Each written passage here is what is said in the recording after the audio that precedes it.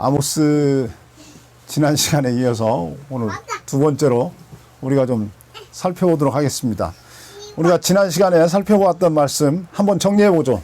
1번, 아모스가 어느 나라 사람이다? 아모스가 어느 나라 사람이라고요? 남쪽 유다 사람이라고 그랬잖아요. 남쪽 유다 사람. 이 사람 원래 저 뽕나무 치는 사람이었어요. 뽕나무 길러가지고 누에 치고 이런 사람이었어요. 그러니까 이제 이 사람이 농부야, 농부. 아모스 예언자 농부. 뭐 학자들에 따라 견해가 좀 달라지긴 하는데, 뭐 어떤 사람은 양치는 목자였다고도 하는데, 그 베들레헴이라고 하는 동네가 무슨 뭐 양을 이렇게 많이 칠 수 있는 뭐 그런 동네가 아니어서 어쨌든 농부였어요. 아모스 예언자는 뭐 하는 사람이었다고요? 농부였어요. 베들레헴 사람이야. 베들레헴이 그러고 보면 동네는 작은데 위대한 인물이 많이 나왔어요. 베들레헴이 누구 때문에 유명해졌냐면 다윗 때문에 유명해졌잖아요. 구약시대 때는 다윗 때문에. 그리고 예수님이 나중에 이제 어쨌든 예수님이 태어나는데 그 동네에서 태어나게 되죠. 예수님 아버지가 목수 생활한 동네는 갈릴리야, 갈릴리. 그런데 이제 로마 황제가 모든 사람은 다 자기 고향으로 돌아가서 호적을 해라. 그러니까 이제 황제가 자기 나라 제국에 있는 인구를 파악하려고 그러는 거야. 왜냐하면 사람 수가 곧 그 나라의 힘이야. 그렇잖아요. 그러니까 우리나라 국민이 몇 명이나 되는지를 파악을 해야지. 그래서 이제 호적을 하라고 하는 바람에 마침 그때 때가 맞물려 가지고 예수님이 이제 태어날 때가 되니까 요셉과 그의 그 정혼한 마리아가 이제 베들레헴으로 가서 호적하러 갔는데 그때 마침 예수님 태어나 가지고 이제 예수님도 베들레헴에서 태어난 격이 된 거죠. 이 베들레헴 사람이었다. 누가? 아모스 예언자가 베들레헴 사람이었다. 그러니까 이제 이스라엘 나라가 남과 북으로 우리나라 지금 나뉘어지듯이 나뉘어졌어요. 솔로몬 왕 이후에 나뉘어졌는데 북쪽 이스라엘 나라 위에 거기가 이제 바벨론 지역이야. 메소포타미아 바벨론 지역 거기는 문명이 옛날부터 처음 문명이 발달할 때 그 4대 문명의 발상지 중에 하나가 바벨론 지역이잖아요. 그 지역에 아람이라는 나라가 있었어. 아람. 그 당시에. 아람이라는 나라가 이제 늙어가니까 그 새로운 신생 국가가 그 주변에서 탄생을 했어. 그 나라가 아수르야. 아수르가 이제 태어나고 원래 그 땅을 차지하고 있던 아람이라는 나라가 늙어가니까 힘을 잃잖아. 그러니까 이제 아람과 누가 싸우냐면 아수르가 싸우는 거야. 아수르는 아람을 먹으려고 하고 아람은 아수르에게 안 먹히려고 자기를 이제 지키려고 방어하려고 이러니까 두 나라가 싸웠어. 싸우다 보니까 그 밑에 있는 나라들이 원래 그 나라들에게 늘 억압을 당하거든. 근데 이놈들이 지금 정신이 없는 거야. 자기들끼리 싸우느라고. 그래서 이 북이스라엘 쪽에 뭐가 왔냐면 어떤 그 힘의 공백이 온 거예요. 힘의 공백. 그러니까 그때가 마침 누구였냐면 여로보암 2세야. 근데 이 사람이 원래 싸움을 잘하는 사람이야. 그러니까 태어날 때부터 장군으로 태어났어. 게다가 이제 왕족이야. 이러니까 그 아람 나라와 아수르가 싸우는 사이에 주변에 있는 땅을 전부 다 누가 먹었냐면 여로보암 2세가 다 차지한 거예요. 주변에 있는 땅을 다 공격해서 다 빼앗았어. 그래가지고 다윗 왕 시대 때의 땅보다도 더 넓은 영토를 얻게 된 거예요. 그러니까 이 나라가 이제 모든 나라에 꿈이 있어. 부국강병이야. 부국강병. 이게 뭐냐면 나라는 부유해지고 군인은 강하고 이러는 거지. 그러니까 나라가 부자야. 그런데 군인도 많아. 그래가지고 국력이 탄탄해. 국방이 막 탄탄한 거야. 이러면 뭐 더 바랄 게 없지. 그럼 이제 태평성대가 오는 거야. 태평성대. 그야말로 그냥 온 나라가 그 평안을 누리고 그 모든 백성들이 부여를 누리는 거지. 태평성대가 왔어. 그때가 언제냐면 여로보암 2세가 이 북쪽 이스라엘 나라를 다스리던 때였어. 아셨죠? 잘 들어보면 이해를 해. 안 들어보는 사람에게는 뭐 죽었다 깨어나도 어떻게 이해를 할 거야. 자, 집중을 해서 한번 잘 들어보세요. 그러면 초등학생도 이해를 해요. 자, 북쪽 이스라엘 나라가 여로보암 2세 왕 때 뭐를 누렸다? 태평성대를 누렸다. 그 이유가 뭐냐면 나라가 부자였고 군인도 많았다. 이제 이 보세요. 자, 이스라엘 나라를 보면 지도를 보면 이렇게 되어 있어요. 이스라엘 나라 지도가 여기가 지중해가 있잖아. 지중해가 있어요. 지중해가 굉장히 중요해요. 그 뭐 오리엔트 세계 뭐 세계사 공부하다 보면 그리스라는 나라부터 시작하는데 여기가 다 이게 지중해에 속해 있어. 로마 제국도 이 지중해에 속해 있어. 이 지중해를 주변으로 로마 제국이 이루어져. 이 지중해 지역이야. 이 지중해 그 동쪽에 이스라엘 나라가 있어. 이 말은 지중해 안에서 무역이 이루어지는 거야. 해상 무역이. 근데 여로보암 2세 때에 나라가 힘이 세지니까 뭐를 많이 만들어? 배를 많이 만드는 거지. 그래가지고 이 주변에 있는 모든 나라와 뭐를 해? 무역을 해. 그리고 이스라엘 나라가 남쪽 유다가 뭐가 많냐면 소금이 많아. 거기 뭐가 있어? 사해가 있잖아. 소금이 많아. 그러니까 소금이 이 당시에는 귀하던 때야. 근데 이 소금을 갖다가 비싼 값에 막 팔아. 뭐를 만들어가지고? 배를 만들어가지고 북쪽의 아람 나라가 힘이 셀 때는 무역을 누가 주도하냐면 걔네들이 그렇지 장악을 하지. 모든 항구를 걔네들이 장악할 거 아니에요. 그래가지고 무역을 걔네들이 했는데 이제 걔네들이 자기들끼리 싸우느라고 아람하고 아수르가 싸우느라고 이 힘의 공백이 생기니까 그때를 이용해서 그 여로보암 2세가 이 주변에 있는 모든 나라를 전부 다 통일해버려. 그래가지고 해상무역을 자기가 장악해. 그러니까 돈을 많이 벌었어. 전쟁을 해. 그러면 패한 나라, 자기들이 이긴 나라에서 그 나라의 모든 소유를 다 빼앗아 와. 게다가 또 뭐도 물려? 전쟁 배상금도 물려. 그리고 또 해상무역을 막 해. 그러니까 막 이스라엘 나라가 이 북쪽 이스라엘 나라가 돈이 넘치는 거야. 얼마나 돈이 막 넘쳤나? 뭐라고 그래? 부유층에 속한 사람들, 왕과 귀족과 그 다음에 제사장들은 다 뭐를 가지고 있냐면 별장을 다 가지고 있어. 이제 나중에 우리가 살펴볼 거야. 아모스서 집에 가서 읽어보면 별장에서 산다고 그래. 그러니까 여름에 사는 별장이 있고 겨울에 사는 별장이 있어. 이 별장이 2개야. 그러니까 부자들은 엄청 부자야. 그리고 침대가 보통 침대가 아니야. 상아로 만든 침대에서 잤다고 그래. 상아로 만든 침대에서 자면 그게 뭐가 좋은지는 잘 모르겠어요. 상아가 뭔지 아시죠? 코끼리 그 콧뿔 있잖아요. 그걸로 침대를 만들려면 몇 마리를 도대체 코끼리를 잡아야 침대 하나를 만들 거야. 그런데 그걸로 침대를 만들어 가지고 거기서 무슨 향기가 나나 왜 그런지 모르겠어. 어쨌든 값비쌌대. 제일 값비싼 침대가 무슨 침대? 상아 침대. 코끼리 침대가 아니라 상아 침대라고. 이 코끼리 상아로 만든 침대에서 잠을 자. 이렇게 부자야. 근데 이렇게 부유한 시대를 살아가는 그 여로보암 2세 때에 이 남쪽에 살고 있었던 누가? 아모스라고 하는 예언자가 그 북쪽 나라에 와서 뭐라고 외치냐면 너희들 하나님이 불을 내려서 너희를 다 태워버린대. 너희를 다 멸망시킬 거래. 그리고 너희를 뭐로 잡아가? 포로 잡아가게 할 거래. 2가지 예언의 핵심은 2가지야. 하나는 하나님이 하늘에서 불을 내려. 아모스서는 1장부터 모든 나라에 하나님이 다 불 내린다고 그래. 모든 나라에 다 불 내린다고 그래. 남쪽 유다도 보면 불을 내린다고 그래. 그리고 꼭 뭐라 그러냐면 서너 가지 죄가 있다고 그래. 이게 마치 대꾸처럼 이렇게 반복이 돼. 후렴구처럼 반복이 돼. 모든 나라가 다 서너 가지 죄로 인하여 하나님께 심판을 받는데 심판의 도구는 뭐냐면 불이야. 뭐라고? 불을 내려. 그래서 일단 태워. 그리고 나머지 사람은 다 뭐로 잡아가? 포로 잡아가게 한다는 거야. 이게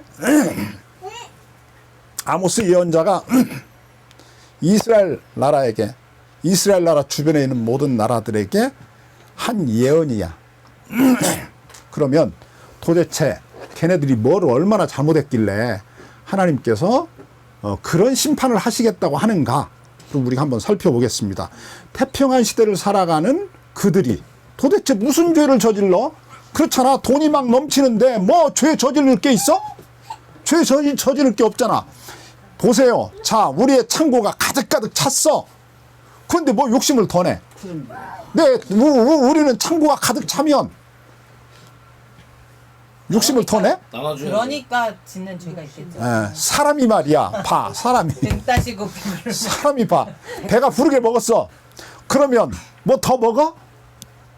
먹진 않지. 다른 거라지. 안 먹어요. 먹어요. 사람이 배가 불러. 내가 지금 자 밥을 배부르게 먹었어. 그럼 또 뭐 먹어? 안 먹어? 그래도 먹는 사람은 그래도 먹는다니까. 동물은 안 먹는데. 이게 문제라니까. 사람은 또 먹어요. 그러니까 이거를 사람이 내가 배가 불렀어. 더 안 먹어. 이거는 굉장히 아주 저 수준이 높은 사람이야. 소식자. 소식자. 저 우리 집에서 저녁에 내가 이제 밥을 좀 일찍 먹는데 한 7시 아마 반쯤이면 먹을 거예요, 대부분. 근데 이제 밑에서 뭐 그 이후에 무슨 뭐 통닭을 시켰다느니 뭐 족발을 시켰다느니 뭐 누구 뭐 생일이라느니 이래서 뭐 피자를 시키고 이래서 잔치를 해요. 늦게. 이제 나를 몇 번 불러. 그래서 내가 와서 아 그럼 뭐 이거 조금 이렇게만 달라. 그래서 그랬는지 언제부턴가 나를 안 불러. 왜냐면 나는 내려와서도 이렇게 보고 아 이거 이것만 먹으면 된다. 그러면 그냥 그것만 먹어. 그리고 내가 별로 좋아하지도 않아. 그러니까 벌써 느껴져 이렇게. 아 오라고 그랬더니 이게 막 좋아서 오는 게 아니네. 와서도 이게 뭐 이걸 뭐 달라고 할 때 기뻐서 달라고 하는 게 아니네. 이러니까 이제 안 불러. 그렇게 하기가 쉽지가 않아. 그러면 이게 사람이 내 창고가 가득 찼다고 욕심을 안 내냐? 이 농부가 그 다음에 무슨 생각을 해? 내 올해 곡식을 너무 많이 거두었네. 이 내 창고가 이거 차고 넘치겠네. 그러니까 아이고 이제 나머지는 다 나눠주자. 이래? 창고를 하나 더 크게. 그렇지. 그날 밤에 와서 고민을 하잖아. 내가 어떻게 하면 이 내가 농사 지어가지고 거두어들은 곡식을 다 저장할 수 있을까를 생각하다가 지금 있는 창고를 헐고 더 크게 지어야지. 이 생각하지. 맞아요. 아, 이 창고가 찼네. 이제 나머지는 나눠줘야지. 이 생각 절대 안 하거든. 사람이 그래. 그러니까 이 북 이스라엘 나라 여로보암 2세가 다스리던 이 시대에도 북쪽에 있는 나라에 소위 말하는 귀족층들, 부유한 사람들, 힘을 가지고 있는 사람들이 무슨 짓을 했냐면 아주 끔찍한 일을 저질렀어요. 자, 우리 한번 읽어보겠습니다. 2장 6절 보겠습니다. 2장 6절. 여호와께서 가라사대 이스라엘의 서너 가지 죄로 인하여 내가 그 벌을 돌이키지 아니하리니 이는 저희가 뭐라 그래? 첫 번째 은을 받고 의인을 팔았다고 그래. 은을 받고 의인을 팔았다고 그래. 저 보세요. 네. 의인을 팔아. 어떻게 팔아? 돈을 받고 의인을 팔아. 이게 무슨 말일까? 돈을 받고 의인을 팔아? 의인을 살 수도 있고 팔 수도 있나? 이게 무엇을 의미하는가? 이렇게 생각해 보면 법정적 용어야 이게. 법정적 용어라고. 법정에서 판사가 돈을 받아. 그리고 누구 손을 들어줘? 네. 자기에게 뇌물 준 놈의 손을 들어줘. 그럼 이제 누가 팔리는 거야? 의인이 팔려가는 거야. 왜냐면 원래 억울한 일을 당해서 손해를 보았어. 근데 재판에서 또 졌어. 그럼 이제 의인이 노예가 되는 순간이야. 그러니까 의인은 뭐를 하면 안 돼? 손해를 봐도 고소를 하면 안 되는 거야. 왜냐면 고소를 하면 재판을 하면 판판이 져. 누가 져? 의인이 져. 의인은 그러니까 이게 벌써 전제되어 있는 게 있어. 의인은 가난한 사람이야. 누가 힘을 가지고 있냐면 악인이 힘을 가지고 있어. 그러니까 이 악인들이 재판관을 매수를 하는 거지. 그죠. 그래가지고 이게 누가 늘 이겨? 뇌물 준 놈이 이겨. 악인이 늘 이겨. 보세요. 이게 우리나라가 이제 우리가 세계사도 공부해보고 이렇게 성경도 공부해보다 보면 지금 우리나라는 봉건제 사회가 이제 무너지는 그런 시대를 살고 있는 거야. 이 봉건제 사회가 뭐냐면 저 이제 유럽에서 왕이 있어. 왕이 자기 밑에 신하들에게 땅을 나눠줘. 이 사람들 영주라고 그래. 이 영주들이 각 지방에서 뭐야? 왕이야, 자기가. 자기 밑에 뭐 군대를 두고 이제 사람들을 두고 자기가 그 지방을 다스려. 그러니까 이 영주들은 아무리 죄를 지어도 죄가 없어. 아무리 포악을 저질러도 죄가 아니야. 근데 그 영주와 누가 손을 잡냐면 이게 꼭 종교 지도자가 손을 잡는 거야. 그리고 로마 시대 때 로마 제국이 기독교가 국교였잖아. 그러니까 이제 모든 서양 로마 제국 안에 있던 모든 나라는 다 종교가 기독교야. 그 기독교의 지도자가 누구냐면 요즘으로 이제 말하면 뭐 천주교 저 누구야? 신부들이지, 신부들. 그치. 신부들하고 누가 손을 잡냐면 영주들이 손을 잡아. 누가 손을 잡냐면 왕이 손을 잡아. 그래가지고 이 두 놈이 친구가 돼. 그래서 이놈들은 서로가 서로를 도와줘. 서로가 더 잘 되도록. 그러니까 이게 원래 성직자라고 하는 게 종교 지도자라고 하는 사람은 그게 성경에서 그게 예언자거든, 예언자. 예언자잖아. 예언자가 뭐 하는 사람이야? 이게 권력을 견제하는 사람이에요. 권력을 감시하고. 그렇잖아요. 우리가 구약 성경에 다윗 왕이 자기 신하 우리아의 아내를 빼앗으니까 잘못했다고. 누가 나서?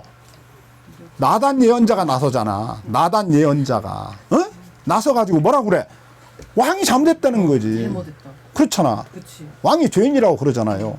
그러니까 이 예언자는 그 사회에 무엇과 같냐면 마치 소금과 같은 거지. 썩지 않게. 그렇지. 그 사회에 비친 거야. 그런데 이 제사장이 이 종교 지도자들이 왕과 손을 잡아. 친구가 돼. 그래가지고 서로 이익을 나눠. 서로 배만 막 풀려. 가난한 사람은 항상 우리나라가 보세요. 저 요즘 왜 이렇게 뭐 저 뭐야 사법 개혁을 한다고 난리를 치냐면 이 저 판사나 검사나 이런 사람들이 옛날에는요 우리가 어렸을 때는 누가 우리 사회에서 가장 힘이 셌냐면 군인이 힘이 셌어요. 그랬잖아. 그때는 군인 세상이었어. 제가 그때 군인 젊었을 때 군인이었는데 그 당시에는 고속도로 이렇게 가다가 저 경찰이 잡으면 페트롤카 타고 와가지고 경찰이 잡잖아요. 내가 군인인 거 보면 가세요 이랬어요. 그렇지. 경찰보다 군인이. 예, 그때는 저 톨게이트 지나갈 때 그냥 막 지나가기도 했었어요. 그 몇 년 동안은 그랬어요. 제가 저 군에 있을 때. 그러니까 톨게이트비도 안 받았어요. 군인은. 그런 시대가 있었어요. 그러니까 그게 무엇을 의미하냐면 군인이 왕이야, 군인이. 군인 나라에서 왜 그래? 자꾸 군인이 뭐해? 대통령. 저 박정희가 뭐를 했어? 쿠데타 일으켰잖아요. 혁명을 일으키잖아. 5.16 혁명. 그 다음에 뭐 전두환이도 그것도 마찬가지야. 그럼도 계엄령 뭐 이런 거 해가지고, 응? 사람주의. 그냥 뭐 몇십 년 동안 지가 왕하니까. 그러니까 군인이 왕이었어. 그런데 그 군대가 우리 사회에서 주류에서 밀려났어. 언제 밀려났냐면 김영삼 대통령이 되면서 군대를 완전히 정리를 해버렸어. 하나회라고 그래서 전두환과 그를 추종하던 일당들을 그 힘을 가지고 있던 일당들을 전부 다 그냥 하루아침에 힘을 무력화시켰어.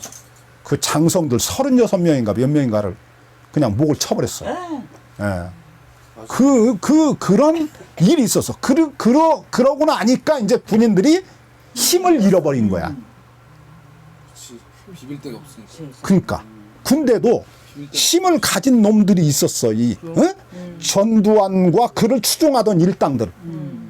그런데 그 놈들을 그냥 김영삼 대통령이 대통령 되자마자 얼마 있다가 그냥 하루아침에 목을 다 쳐버렸어요. 그래서 하나회라고 그때 그랬는데 자기들은 우리는 하나래. 하나회. 이러던 그놈들 하나들을 전부 다 쳐가지고 하나가 없는 세상을 만들어버렸어요. 그래서 이제 군대가 다시는 우리나라를 지배하는 세상이 우리에게는 역사 속에서 사라진 거예요. 이번 작년에 계엄령이 성공하지 못했던 이유 중에 하나도 군인들이 그걸 안 거야. 만약에 이 계엄을 했다가 잘못됐다. 설사 이 계엄을 해서 성공했다고 하더라도 이게 영원히 못 가지.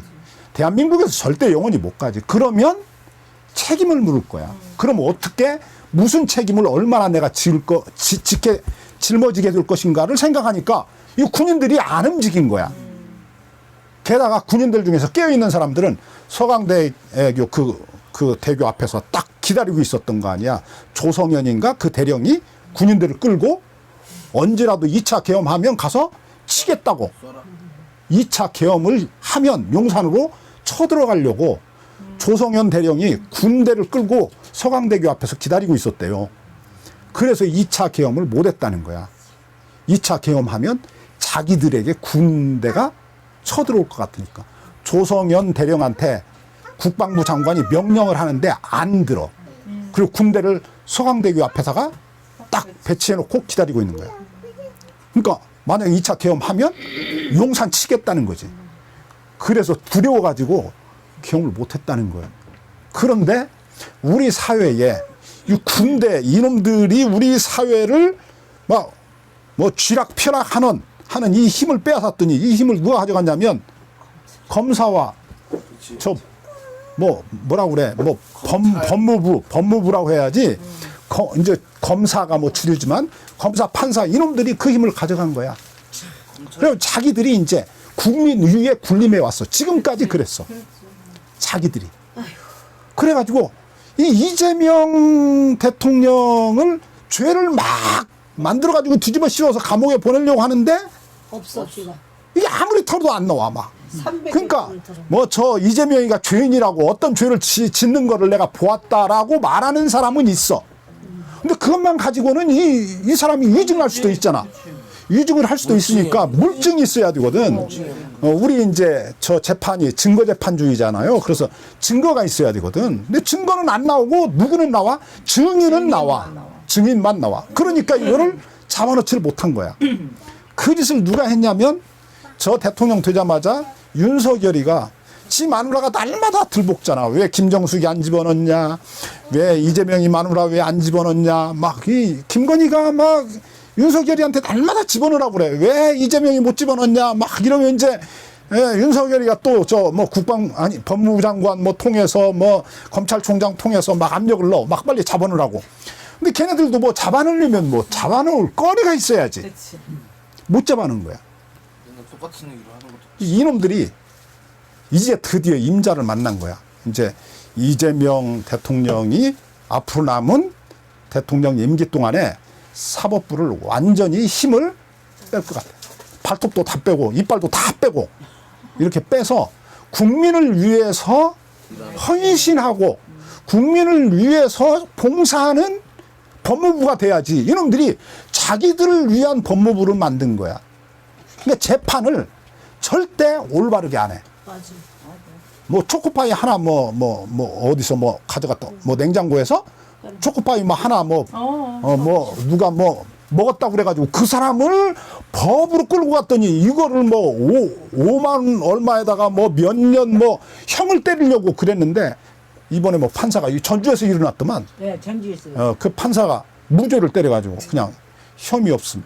아니 초코파이 하나 먹었다고 그거를 무슨 뭐 버스 기사 운전사가 뭐 100원씩 갖다가 커피를 몇 번 먹었다고 그냥 잘라버리죠. 목을 잘라버려. 자기들은 막 수십억씩 먹어 막 이래도 괜찮아. 이놈의 판사 검사들이 잘라버려야 돼. 이놈들이 아주 자기들이 원하는 세상을 만들었던 거야. 아모스 시대가 무슨 시대냐면 이랬던 시대야. 이랬던 시대. 무슨 시대인지 알겠죠? 네. 그래가지고 이놈들이 용서진 시 의인을 팔아. 그래서 의인을 살아갈 수 없는 세상을 만들어. 누가 짬짬이 한 거냐면 악인과 저 뭐라고 그래. 법관들, 뭐 판사들, 검사들, 그리고 종교 지도자들 이놈들이 한패가 돼가지고 자기들의 세상을 만든 거야. 자기들만 살아갈 수 있는 세상을. 그러니까 봐봐. 자, 전쟁을 해서 뭐 엄청난 전리품을 빼앗아 왔어. 전쟁 배상금을 물렸어. 그 다음에 무역을 해서 돈을 엄청 많이 벌어. 나라가 막 부강해. 근데 가난한 사람들은 엄청 가난해. 얼마나 가난한지 아세요? 자, 보죠. 우리 6절 더 보겠습니다. 다시. 여호와께서 가라사대 이스라엘의 서너 가지 죄로 인하여 내가 그 벌을 돌이키지 아니하리니 이는 저희가 은을 받고 의인을 팔았다. 그러죠? 그 다음에 신 한 켤레를 받고 궁피반자를 파는 거야. 이게 무슨 말이냐면 이게 신 한 켤레를 살려면 궁핍한 사람은 자기를 팔아야 돼. 신 한 켤레를 사는데 가난한 사람은 자기를 팔아야 된다니까. 이게 무엇을 의미하냐면 그만큼 가난해진 거야. 가난해진 사람은 신 한 켤레도 살 수 없는 세상을 만들어 놓은 거야. 부자들은 지금 얼마나 부자인데 막 창고 있던 창고 막 헐어가지고 더 크게 막 지어놓고 거기다가 모든 거 다 쌓아놨는데 막 그래도 부족해. 그래서 지금 창고를 더 크게 지으려고 그래. 뭐 이런 생각을 갖고 자기들의 사회에서 힘이 없는 사람들의 모든 물질을, 돈을, 재산을 다 빼앗는 거야. 이렇게 이야기해. 그 다음 보죠. 뭐라고 이야기하는가? 가난한 자의 머리 위에 있는 뭐? 티끌을 탐낸다고 그래.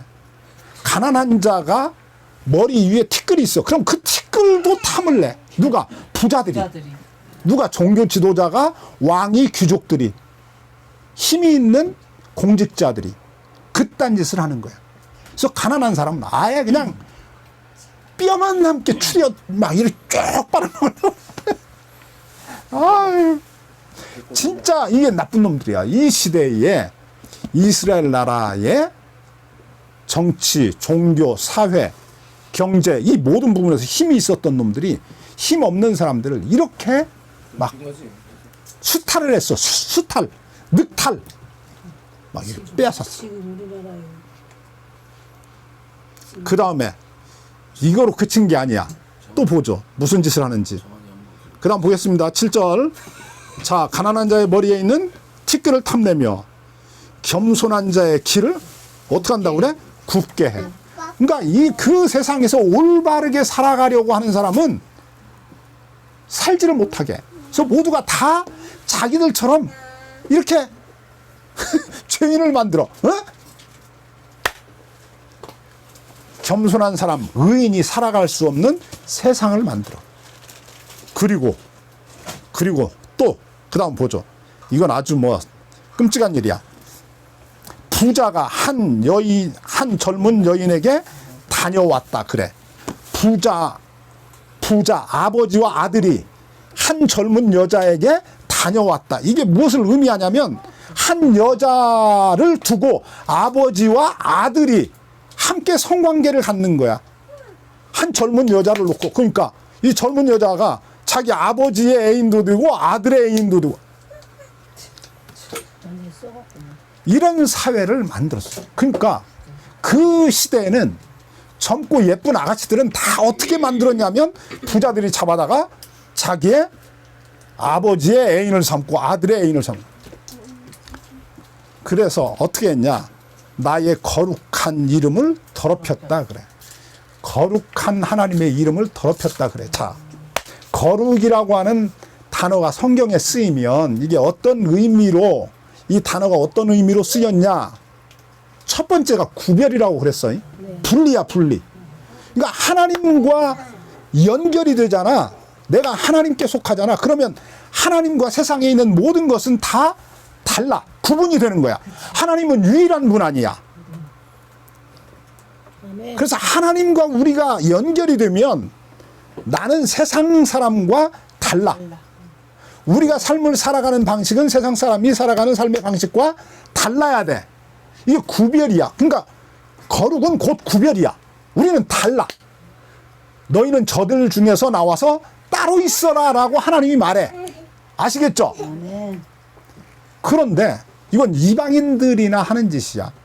한 젊은 여자에게 아버지와 아들이 함께 이게 성관계를 맺는 것은 이건 이방인들에게나 있는 짓인데 이걸 누가 하냐면 이스라엘 백성들이 그 짓을 하고 있어. 그래서 하나님의 거룩한 이름을 어떻게 했다? 더럽혔다라고 그러는 거야. 자, 그 다음 보겠습니다. 그 다음에 8절 보죠. 8절. 모든 단 옆에서 뭐를 해요? 전당 잡은 옷 위에 누워.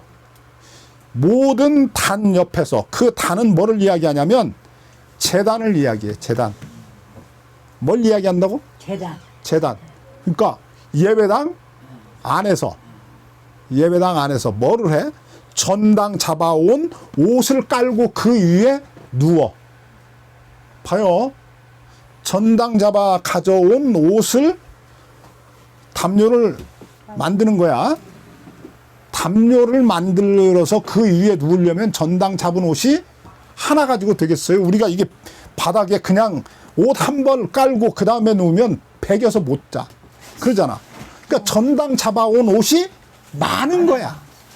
어느 만큼 많냐면 저 담요 두께만큼 많은 거야. 그래서 그 위에 누워서 그 다음에 이제 그럼 뭐를 덮어?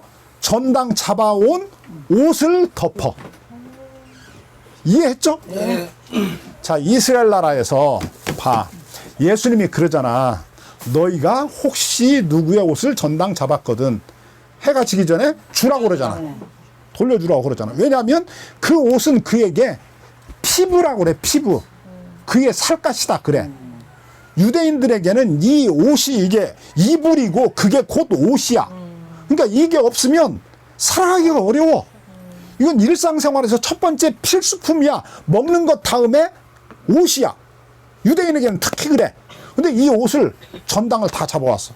그러니까 누군가가 자기의 겉옷을 전당을 잡고 돈을 빌려야 한다면 그만큼 어려웠던 거야. 근데 그런 사람들의 옷을 막 엄청 많이 전당을 잡은 거야. 부자들이. 얼마나 많이 전당을 잡았는지 저 성전에 가가지고 여기 그 밑에다가 담요로 깔고 그 다음에 이불로 덮고 이렇게 자도 추위를 안 타. 이만큼 많이 전당을 잡았다는 거야. 근데 그 장소가 어디냐면 성전이라는 거지. 성전이 왜 나왔을까? 철야 예배 해야지. 철야 예배 해야 될 거 아니야. 철야 기도 해야 되니까 예배당에 나왔어. 나왔는데 뭐를 가지고 왔어? 전당 잡은 옷을 가지고 와서 거기다 깔고 그 위에 앉아서 그걸 덮고 거기서 철야 예배도 하고 그러다 자고 그러는 거야. 하나님께 예배를 드리러 나오는데 형제들의 겉옷을 전당 잡은 것에 대하여 죄책감이 없어. 왜 그래? 다 그래. 나만 그런 게 아니야. 그렇지. 나만 그러는 게 아니야. 다 그래. 그렇지. 자기만. 하여튼 뭐 힘 있는 놈들은 다 그래. 양심의 가책을 안 느껴. 그 다음 보죠. 8절 중간입니다. 저희 신전에서 벌금으로 얻은 포도주를 마셨다 그래. 그 성전에서 이제 예배를 드리다 보면 이제 목이 마르잖아. 그럼 우리 같으면 물을 마시잖아. 근데 그 사람들은 뭐를 마셔? 포도주를 마셔. 왜? 워낙 부자니까. 안 넘쳐. 그래. 포도주를 어디서 마셔? 성전에서 마셔. 포도주도 많이 마시면 이거 취할 거 아니야. 그러니까 예배를 드리러 온 놈이 예배당에 올 때 뭐를 가지고 와? 두 가지를 가지고 와. 하나는 뭐 전당 잡은 옷, 두 번째는 뭐 포도주. 이걸 가지고 와가지고 홀짝홀짝 마셔가면서 그 위에 누워서 예배를 드려. 이게 예배가 드려질까? 무슨 마음가짐. 근데 이놈들이 왜 예배는 드린대? 하나님한테 복음 받고 싶은. 제일 두려운 게 재난이야. 재난은 우리가 어떻게 할 수 있는 게 아니잖아. 저 실제로 가나안 땅에도 저 지진이 종종 일어나가지고 지진으로 인한 피해를 많이 봤거든요. 우리나라도 왜 저 조선시대 때 백두산이 뭐 그치. 화산이 폭발해가지고 한양까지도 우리나라 맞아. 한양까지도 막 이게 화산재가 덮이고 이래서 고생을 했다고 그러잖아요. 가나안 땅에도 재난이 종종 일어나.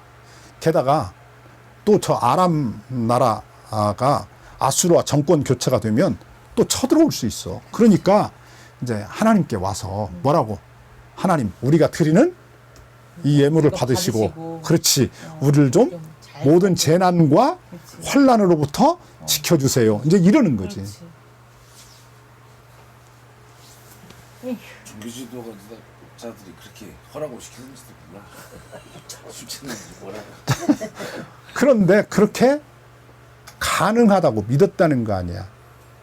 그게 가능하다고. 우리가 하나님께 예배를 잘 드리고 헌금을 많이 드리면 하나님께서 우리를 보호해 주시고 지켜주실 것이다. 복을 주실 거라고 그들이 믿었다는 거야. 왜 그랬을까? 종교 지도자들이 그렇게 가르쳤으니까. 그러니까 뭐를 열심히 해야 돼? 일단 주일 예배를 잘 지켜야 돼. 헌금 많이 또 뭐를 잘해? 헌금 많이 하고. 11조를 잘해야 돼. 또 뭐를 잘해야 돼? 철회 예배를 잘 드려야 돼. 막 이런 거를 해야 돼. 술 먹으면 그런 거 하면 그게 하나님과 거래를 할 수 있는 수단이 되는 거야. 술 먹어도 도구가 되는 거야. 그렇게 가르쳤어. 그래서 하나님이 이제 이런 이스라엘을 책망을 해. 뭐라고 책망을 하냐면 다음 시간에 우리가 살펴보겠습니다. 다음 시간에 보면 하나님 이들을 어떻게 책망하시는지, 뭐라고 책망하시는지. 오늘 이 이스라엘 백성들의 삶을 보면서 우리를 한번 이렇게 비춰봐야 돼요. 우리를